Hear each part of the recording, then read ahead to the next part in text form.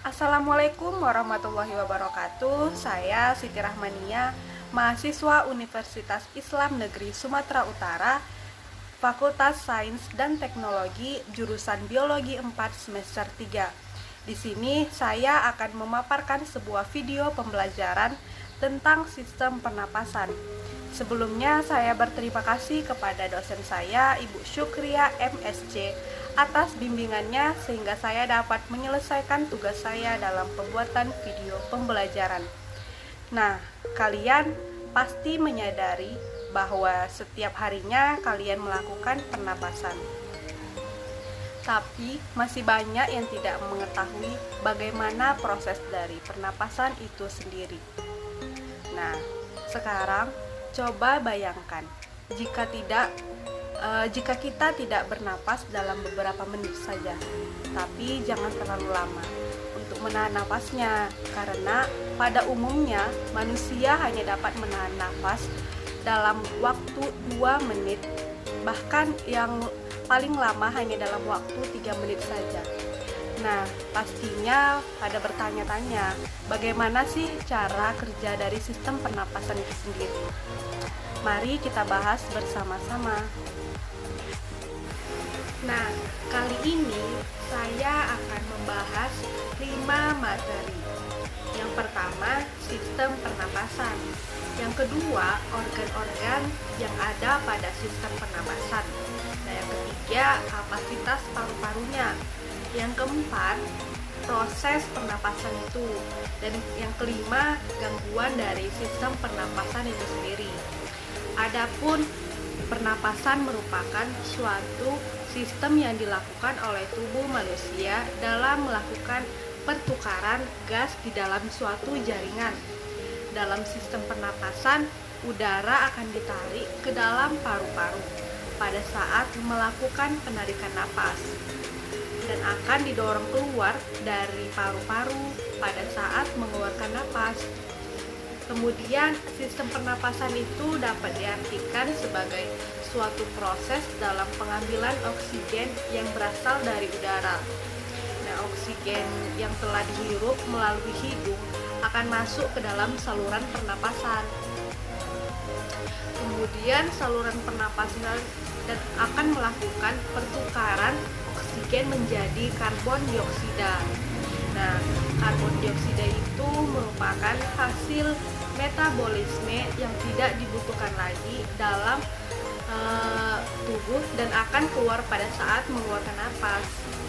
Pernapasan itu sangat penting bagi kebutuhan makhluk hidup, karena apabila tidak ada oksigen yang masuk ke dalam tubuh kita, maka aktivitas yang ada di dalam tubuh akan tidak dapat berlangsung, baik pada manusia, pada hewan, maupun pada tumbuhan. Semuanya membutuhkan sistem pernapasan.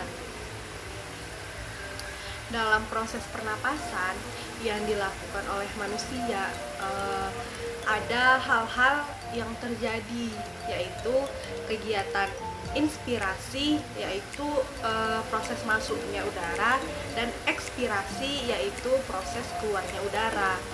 Dalam hal ini, inspirasi itu merupakan suatu proses pengambilan udara yang lebih tepatnya oksigen, dan ekspirasi itu merupakan suatu proses keluarnya udara yang lebih tepatnya disebut sebagai ekspirasi.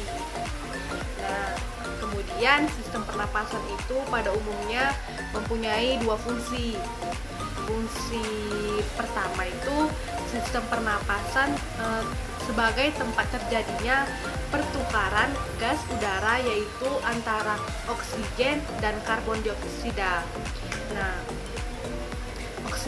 oksigen dan karbon dioksida itu akan memindahkan udara dari paru-paru dan menuju ke permukaan paru-paru.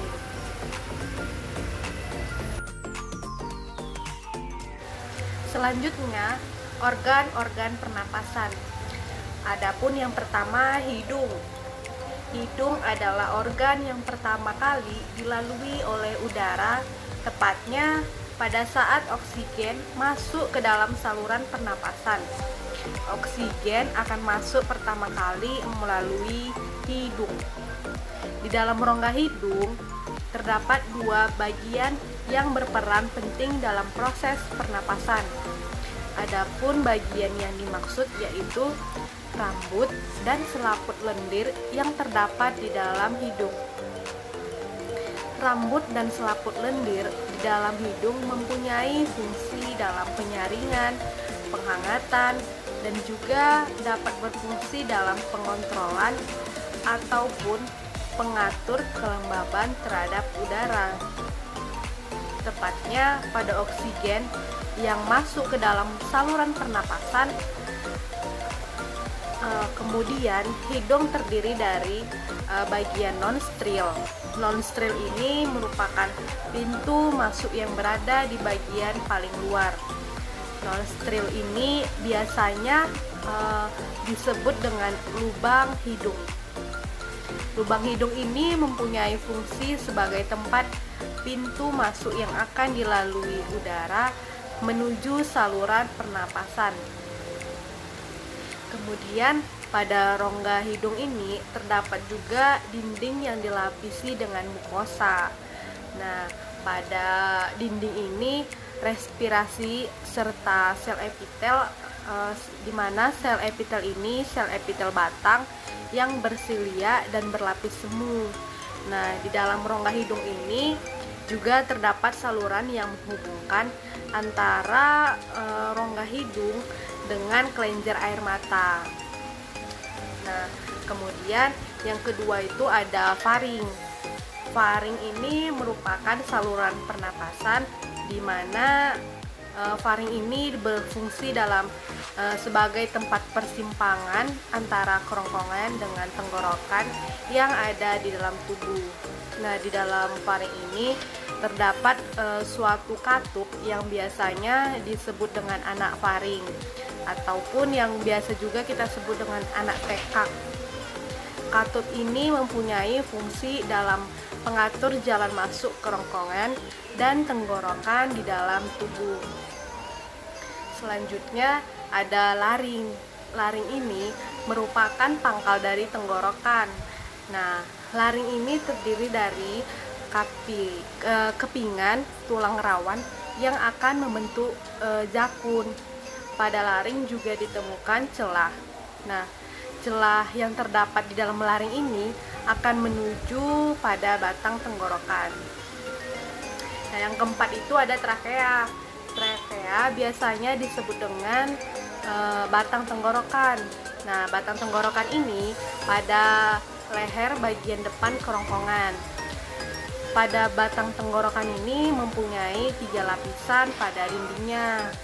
Adapun lapisan-lapisan pada batang tenggorokan ini, yang pertama lapisan bagian luar. Nah, pada lapisan bagian luar ini terdapat suatu jaringan yang dinamakan dengan jaringan ikat. Yang kedua, lapisan tengah.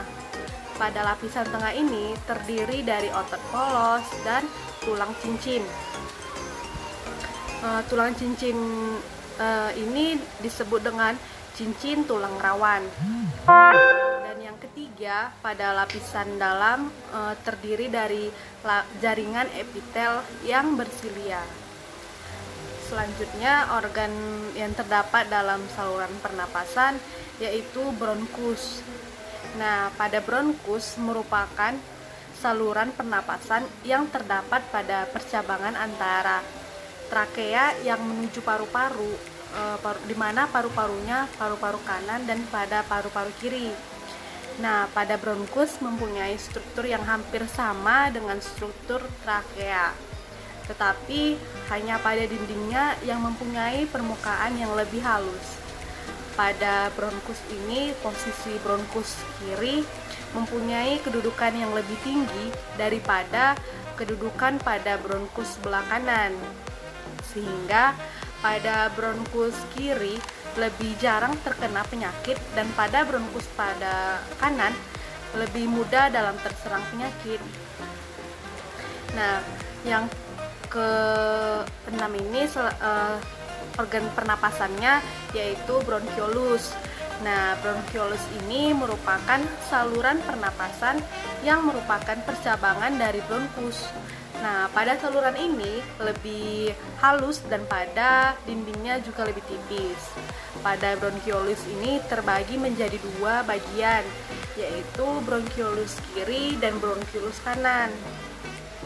Pada bronkiolus kiri mempunyai jumlah 2, sedangkan pada bronkiolus kanan mempunyai jumlah 3. Selanjutnya yang ketujuh itu ada alveolus. Alveolus itu dapat diartikan sebagai suatu saluran pernapasan yang berupa suatu saluran udara yang buntu, dan saluran ini membentuk gelembung-gelembung udara dengan dindingnya yang tipis, lembab, dan berdekatan dengan kapiler darah. Alveolus ini juga mempunyai fungsi sebagai tempat permukaan pada respirasi. Nah, dan yang terakhir itu organnya paru-paru. Paru-paru ini mempunyai bagian paru-paru kanan dan paru-paru kiri. Pada paru-paru kanan mempunyai 3 lobus, sedangkan pada paru-paru kiri mempunyai 2 lobus. Lobus ini biasanya disebut dengan gelambir. Pada bagian luarnya, paru-paru ini dilapisi oleh suatu selaput. Selaput ini biasanya disebut dengan selaput pleura yang mempunyai fungsi dalam melindungi paru-paru dari adanya gesekan yang terjadi ketika paru-paru sedang melakukan pernapasan pada tubuh. Selanjutnya, kapasitas paru-paru. Pada kapasitas paru-paru, udara yang masuk dari luar dan udara yang keluar pada saat sedang berlangsungnya suatu proses pernapasan disebut dengan volume udara tidal. Pada orang dewasa, volume udara tidal biasanya mempunyai volume yang berukuran 500 ml. Jika kita menarik nafas dengan menariknya dengan dalam-dalam, maka udara yang dapat kita tarik sebesar 1500 ml. Nah, udara yang kita tarik ini biasanya dinamakan dengan udara komplementer. Dan apabila kita menghembus napas dengan cara sekuat-kuatnya, maka udara yang keluar bersamaan dengan udara yang kita hirup sedalam-dalamnya, yaitu mencapai 1500 ml. Dan pada proses ini, proses menghembus napas ini dinamakan dengan suplementer. Kenapa demikian? Meskipun kita telah mengeluarkan udara dengan sekuat-kuatnya, namun pada paru-paru akan tetap ada udara sekitar 1500 ml, dan pada proses ini dinamakan dengan udara residu. Jenis-jenis pernapasan. Pernapasan pada manusia terbagi menjadi 2 bagian. Yang pertama, pernapasan dada, dan yang kedua, pernapasan perut. Nah, mari kita bahas untuk pernapasan dada. Nah, pada pernapasan dada dapat terjadi ketika otot yang ada pada antara tulang rusuk berkontraksi sehingga rusuk pada tubuh akan terangkat. Kemudian apabila rusuk itu terangkat, maka volume pada rongga dada akan membesar. Membesarnya rongga dada akan membuat tekanan pada rongga dada akan mengecil, dan pada paru-paru akan mengembang. Pada saat paru-paru mengembang, tekanan udara di luar lebih besar daripada tekanan udara yang ada di dalam paru-paru. Akibatnya udara akan masuk. Sebaliknya, saat otot antar tulang rusuk berelaksasi, tulang rusuk akan turun. Akibatnya volume pada rongga dada akan mengecil, sehingga tekanan di dalamnya pun akan ikut menjadi naik, dan pada keadaan ini paru-paru akan mengempis dan udara akan keluar. Nah, begitulah proses dari sistem pernapasan dada. Nah, yang kedua itu ada pernapasan perut. Pada pernapasan perut dapat terjadi apabila terdapat gerakan pada diafragma. Apabila otot pada diafragma ini berkontraksi, maka rongga dada akan membesar dan dapat mengakibatkan paru-paru akan menjadi mengembang. Kemudian apabila paru-paru ini mengembang, maka udara akan masuk ke dalam paru-paru, dan pada saat otot diafragma itu relaksasi, diafragma ini akan kembali ke dalam seperti keadaan semula, dan pada saat itu rongga dada akan menyempit. Dan apabila rongga dada itu menyempit, maka akan mendorong paru-paru sehingga akan menyebabkan paru-paru itu menjadi kempis. Dan apabila paru-paru ini mengempis, maka udara ini akan keluar. Begitulah untuk sistem pernapasan dada dan sistem pernapasan perut. Nah, kemudian ada proses pernapasan. Pada saat manusia ini bernapas, maka manusia akan menghirup udara melalui hidung. Kemudian udara yang dihirup oleh manusia ini berupa oksigen yang terdapat di dalam udara bebas.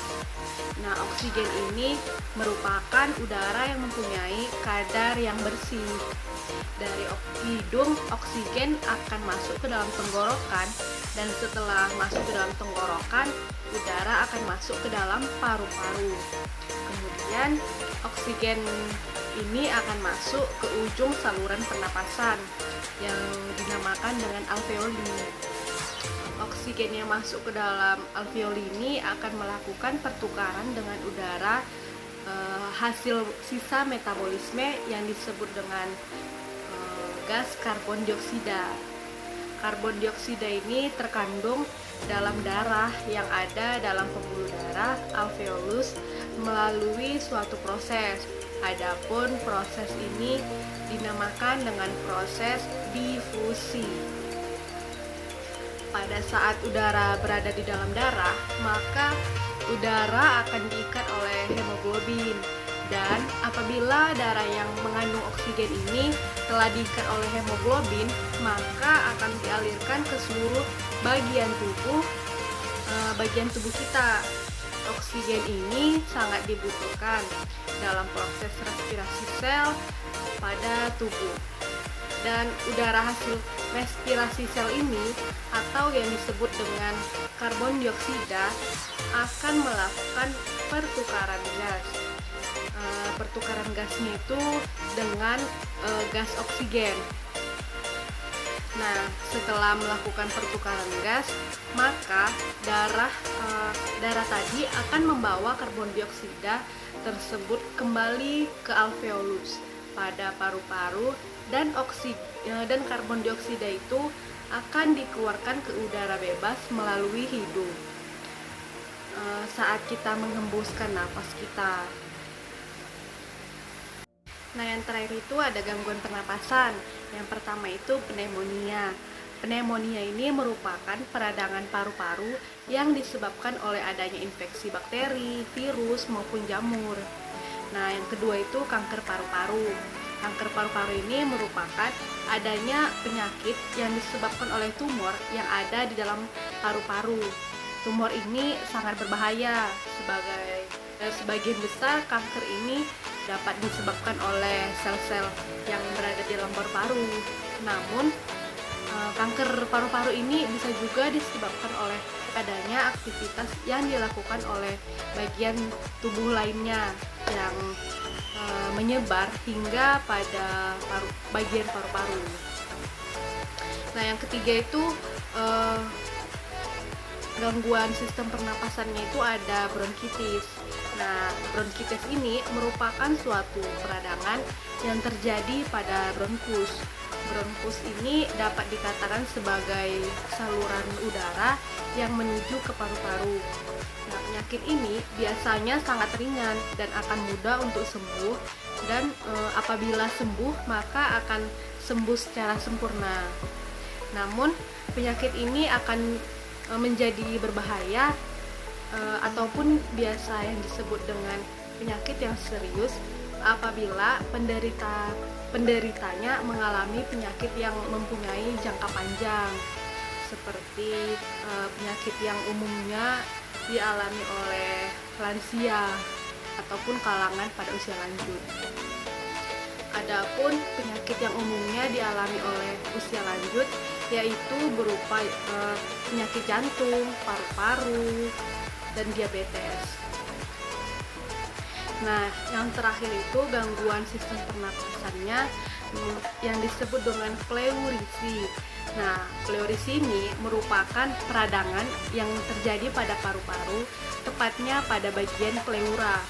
Pleura ini merupakan suatu selaput yang menyelubungi paru-paru. Demikianlah materi sistem pernapasan dari saya. Semoga dengan adanya video ini dapat menambah wawasan kita. Saya Siti Rahmania memohon maaf apabila ada kata-kata saya yang salah. Saya akhiri dengan wabillahi taufiq wal hidayah. Wassalamualaikum warahmatullahi wabarakatuh.